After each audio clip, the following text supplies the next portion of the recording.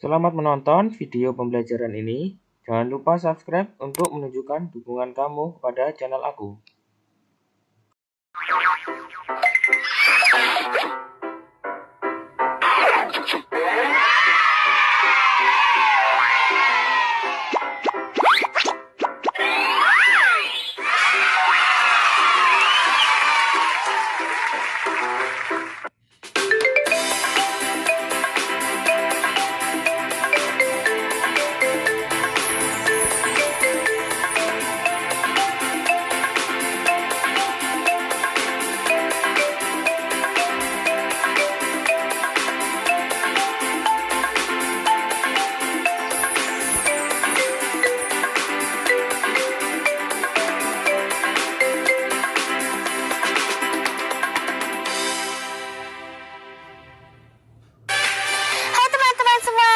Kita belajar hari ini dengan menggerakkan tubuh kita. Yuk ikuti kami.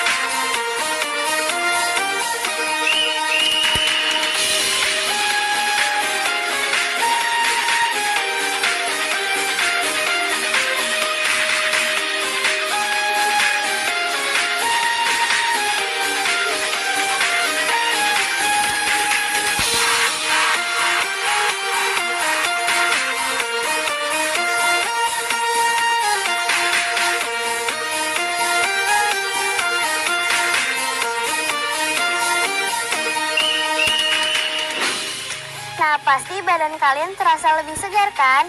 Berarti kalian sudah siap belajar bersama. Selamat belajar teman-teman kelas 6.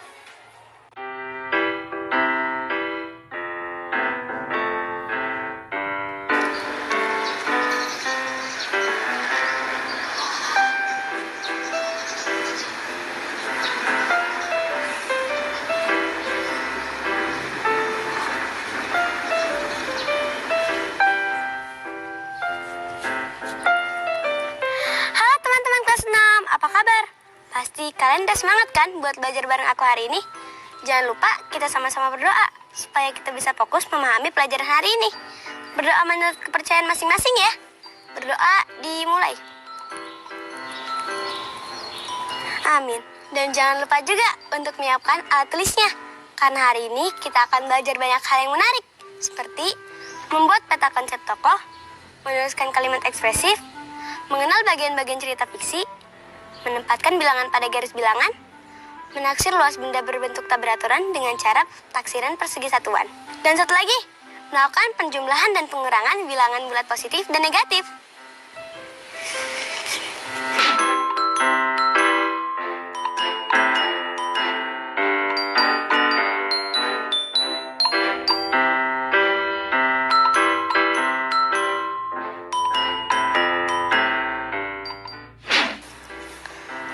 Akhirnya sampai juga.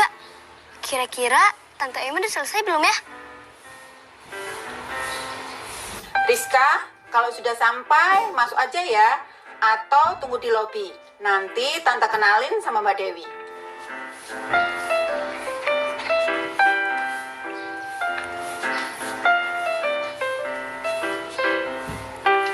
Nah teman-teman, ini adalah studio radio tempat Tante Emi bekerja. Hari ini Tante Emi ajak aku ke sini karena ada Mbak Dewi Paramita. Kalian tahu nggak dia siapa? Dia itu penulis dongeng favoritku. Aku seneng banget dapat kesempatan ini. Kita masuk ke dalam aja yuk.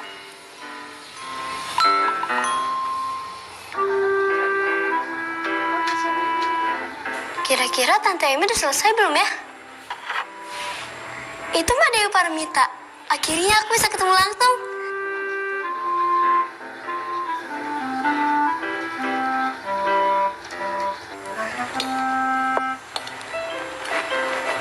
Rizka, sini. Tante. Tante udah selesai siarannya? Udah kok, sini. Tante kenalin ke Mbak Dewi. Beneran boleh? Boleh, ayo sini. Kasih Tante.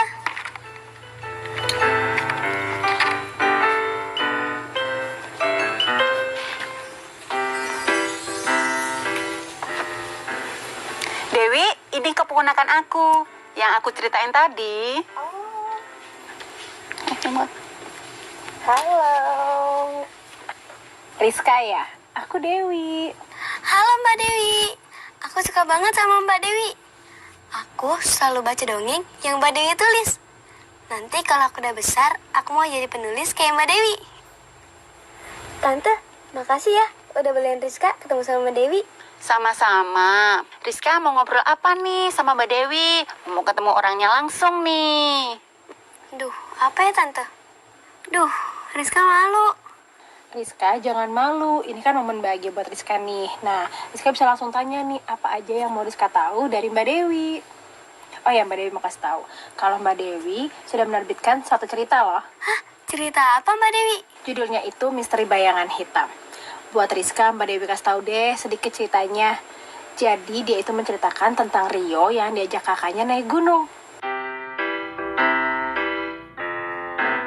Suatu hari, Rio melompat gembira. Momen ini sudah lama dinantinya. Akhirnya, kakaknya mengajak dia juga naik gunung. Selama ini, Rio hanya melihat foto-foto kakaknya saja. Sepertinya seru dan keren sekali ya naik gunung. Akhirnya, aku akan punya foto seperti itu. Iya, kita akan mendaki Gunung Papandayan. Di sana ada kawah, padang bunga edelweiss, dan hutan mati. Wah, keren banget. Aku akan siap-siap. Tidak usah bawa kompas, Rio. Nanti Kak Andi akan menjadi penunjuk jalannya. Dia hafal betul rute pendakian di sana. Rio hanya mengangguk, tapi ketika kakaknya pergi, dia tetap memasukkan kompas sambil bergidik sendiri. Katanya banyak berita orang hilang di gunung itu. Pasti mereka karena kehilangan arah. Hari pendakian pun tiba. Rio dan kakaknya sampai di titik kumpul dan bertemu teman-teman kakak Rio. Mereka mulai mendaki anak tangga berbatu yang curam. Di sisi kirinya tampak kawah Gunung Papandayan. Wah, indah banget. Bau apa ini? Menyengat sekali. Ini namanya bau belerang. Bau yang keluar dari kawah. Mereka lanjut mendaki dan akhirnya sampailah di jalan yang landai dan berbatu. Rio terkejut melihat banyak sampah bekas makanan berserakan. Capek juga ya. Loh, Kak, sampah siapa ini? Banyak banget. Itulah para pendaki gunung yang tidak bertanggung jawab. Kita jangan menjadi pendaki gunung yang seperti itu ya. Oke, siap, Kak. Rio mengikuti arahan Kak Andi. Jalan di situ terlihat berbeda. Tanamannya tumbuh lebat. Dalam hatinya, Rio merasa itu bukan rute pendakian yang biasa. Dia iseng mengeluarkan kompas yang dia bawa, mencari tahu di mana posisinya sekarang. Ketika membaca kompas, tiba-tiba ada bayangan hitam berkelebat di balik semak. Jantung Rio berdegup kencang. Tapi dia merasa lega karena kakak-kakak pendaki sudah di dekatnya. Bayangan siapa itu tadi, Kak?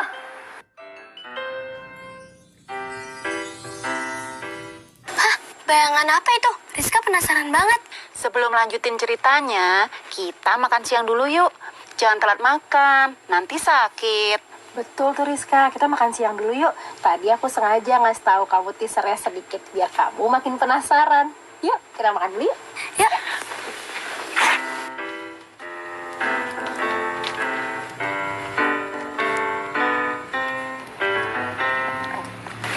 Mbak Dewi, gimana sih caranya menulis cerita?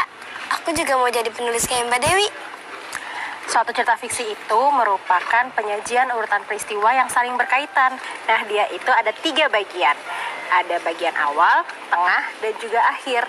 Seperti cerita tadi, Misteri Bayangan Hitam. Mereka itu memiliki wataknya seperti apa, kemudian tokohnya seperti apa, latarnya seperti apa. Kalau tadi kita diperkenalkan oleh Rio sebagai tokoh utamanya, dan juga kakaknya Rio. Ayo tebak siapa lagi setelah itu? Andi ya Mbak?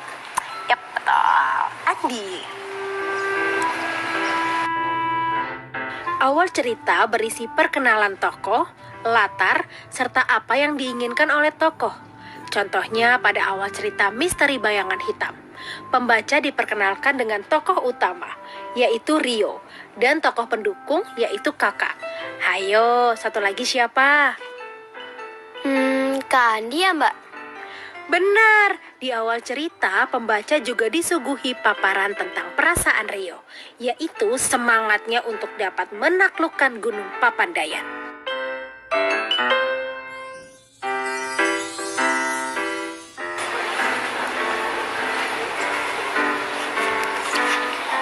Nah, sambil ngobrol, sambil pesen makanan ya. Rizka mau makan apa? Rizka makan apa aja Tante, yang penting gak pedas. Dewi? Aku boleh deh Mbak 1 nasi sama soto ya? Oke, Tante pesenin ya. Iya.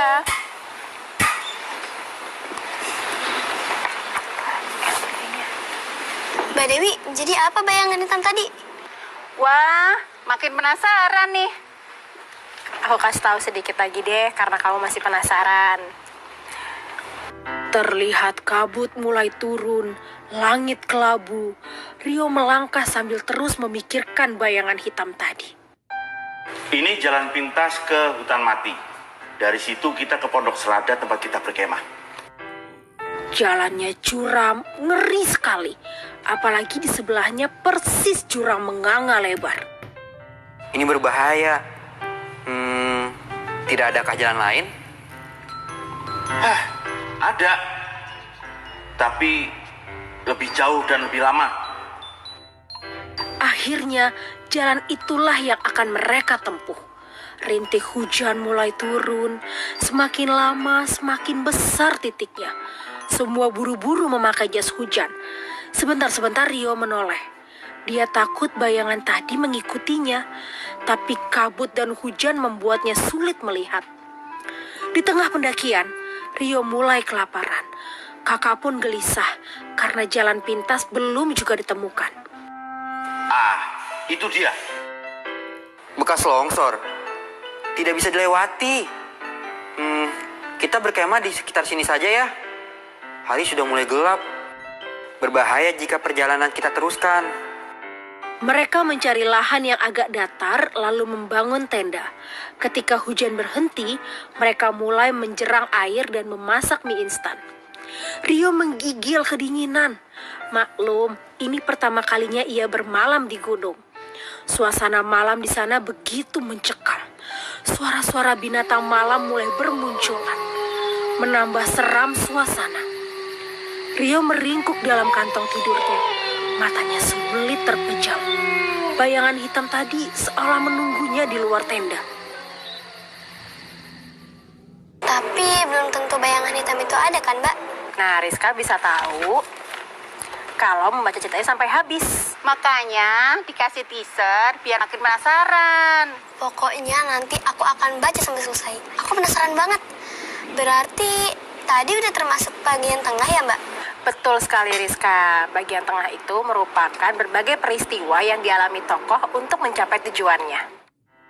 Contohnya pada bagian pertama pendakiannya, Rio melewati tantangan bau belerang yang menyengat, menuruni jalan curam yang berbatu, dan mengalami ketakutan akan bayangan hitam yang mengikutinya. Pada bagian kedua, Tantangan bertambah hingga mereka kehilangan arah dan tidak berhasil sampai pada titik perkemahan. Lalu, akhir cerita itu isinya apa, Mbak? Akhir cerita berisi resolusi atau penyelesaian masalah bagi tokoh. Ada 2 kemungkinan, yaitu tokoh berhasil atau gagal dalam mencapai tujuannya. Namun ada pelajaran berarti yang ia dapatkan dari pengalamannya.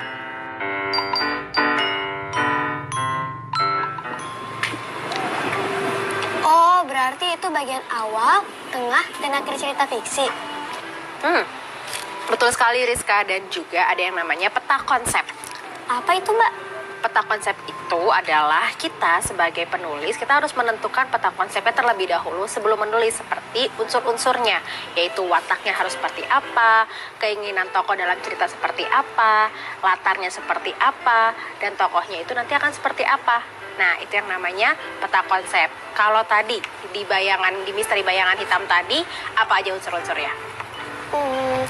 Kalau di cerita misteri bayangan hitam, tokoh ceritanya Rio. Watak Rio adalah sangat berhati-hati, teratur, dan peduli terhadap lingkungan. Betul sekali Rizka. Nah, kalau latarnya itu di mana? Gunung Papandayan, Mbak. Benar sekali Rizka. Jadi keinginan Rio adalah untuk mendaki Gunung Papandayan. Oh, gitu, Mbak.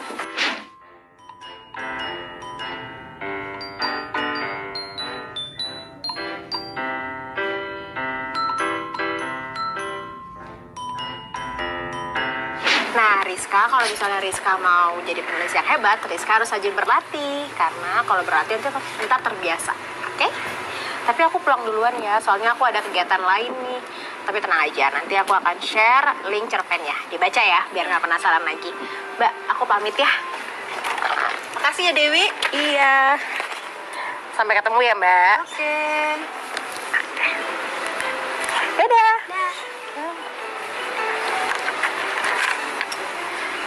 Rizka, Tante ke dalam sebentar ya. Ada pekerjaan yang harus Tante selesaikan.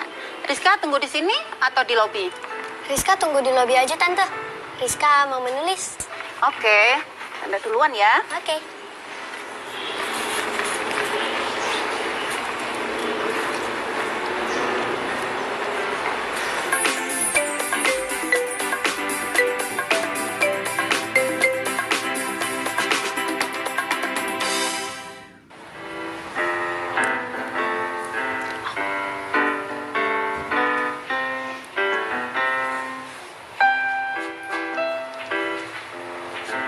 Rizka, udah selesai nulisnya?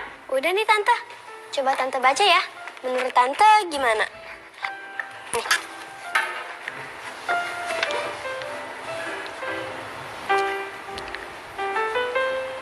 Bagus Rizka. Tapi akan lebih menarik lagi jika Rizka membuat pembaca seakan melihat, merasa, dan juga mencium suasana yang ada di dalam cerita. Maksudnya gimana, Tante? Maksudnya, Rizka gunakan kalimat ekspresif. Kalimat ekspresif berisi ungkapan yang menunjukkan perasaan, ide, keresahan, atau pendapat. Kalau di cerita misteri bayangan hitam, misalnya Rio merompak gembira, gitu bukan, Tante? Bener banget. Di kalimat itu berarti Rio melakukan gerakan melompat-lompat karena gembira. Oh iya, yang ngerti. Nanti coba aku tambahin di kalimat ekspresif di tulisanku ya, Tante. Oh iya, kemarin kamu bilang ada PR yang mau dikerjakan di sini bareng Tante. Jadi, Tante, nih. bilangan bulat positif dan negatif. Iya, Tante. Rizka belum paham. Ya udah, Tante buat permisalan ya. Sambil Rizka catat juga di buku catatan. Buat teman-teman yang di rumah, ayo kita paham bersama-sama ya. Misal, ada seorang ilmuwan bernama Dr. Seruni sedang meneliti hewan dan tanaman di Gunung Krakatau. Dr. Seruni berpindah-pindah di antara atas dan bawah permukaan laut. Rizka bisa jadikan garis bilangan seperti ini untuk menjawab pertanyaan. Oh iya, Rizka juga memerlukan objek untuk mewakili Dokter Seruni.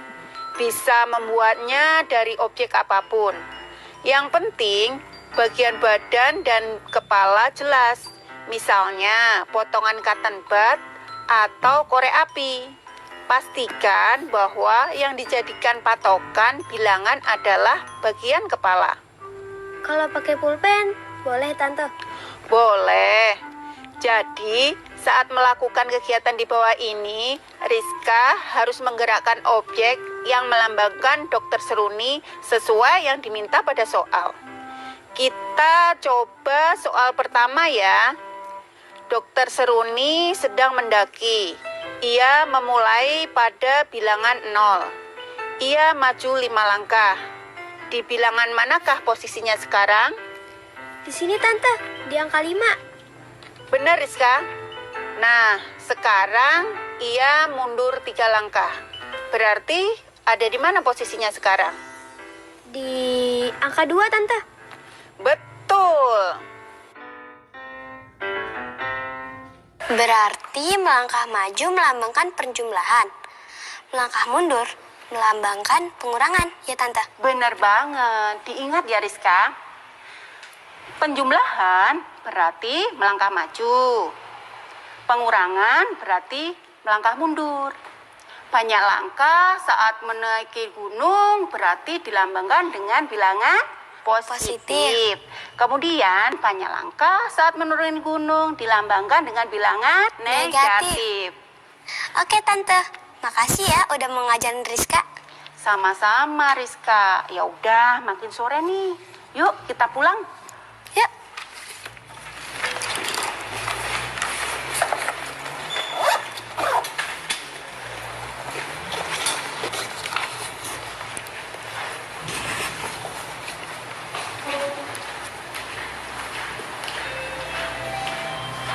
Tante, makasih ya. Tadi udah ngajak aku ketemu sama Mbak Dewi. Aku seneng banget.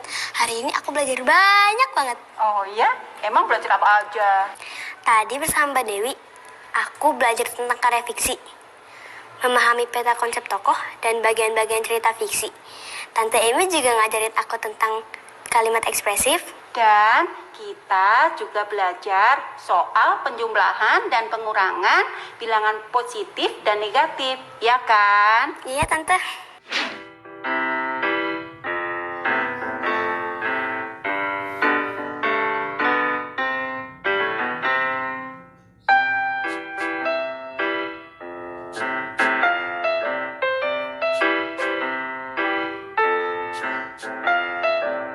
Ya udah, besok kita belajar lagi yang banyak ya. Sambil Rizka temenin Tante kerja. Oke. Tos dulu dong.